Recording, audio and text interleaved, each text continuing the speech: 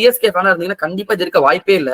Feeling ரொம்பவே லோங்க. 2020 தான் ஒரு லோ அப்படின்னு வந்து நினைச்சிட்டு இருக்கோம். ஃபர்ஸ்ட் டைம் நாங்க வந்து பிளேயர்ஸ் குவாலிஃபை ஆகாத சீசன் 2022 அகைன் ஒரு லோ அப்படின்னு வந்து நினைச்ச அந்த டைம்ல இது ரொம்பவே லோ. நான் சும்மா சொல்ல ஜஸ்ட் பிகாஸ் யூ லாஸ்ட் நான் சொல்லல.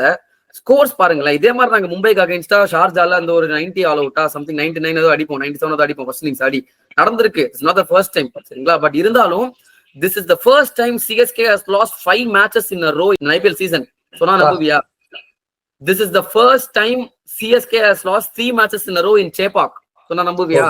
அது மட்டும் இல்லைங்க, for the first time in IPL history KKR போட்ட எக்ஸ்ட்ராஸ் இருக்கு பாத்தீங்களா, அது வந்து CSK பேட்டர்ஸ் 7 பேட்டரை விட அதிகமா இருந்திருக்கு. இது நான் சொன்ன உடனே எக்ஸ்ட்ராஸ் ஏதோ 10-15 போட்டிருப்பாங்க கேகேஆர் நினைப்பீங்க. அதெல்லாம் கிடையாது. கேகேஆர் போட்டது 5 எக்ஸ்ட்ராஸ் தான். அந்த 5 எக்ஸ்ட்ராஸ் 5 ரன் அடிக்கிறது கூட நம்ம 7 பேட்டர்ஸ், இதுலயும் 7 சரி விடுங்க, 7 பேட்டரால முடியல.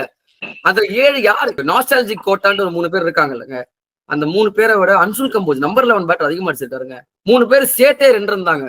தோனி, அஸ்வின், ஜடேஜா இந்த 3 பேர் சேர்த்தே 2 ரன் அடிச்சிருக்காங்க. இது மட்டும் இல்ல, நம்பர் 11 பார்ட்னர்ஷிப் இருக்கு பாத்தீங்களா, அதான் வந்து இந்த இன்னிங்ஸே செகண்ட் ஹையஸ்ட் பார்ட்னர்ஷிப்பா.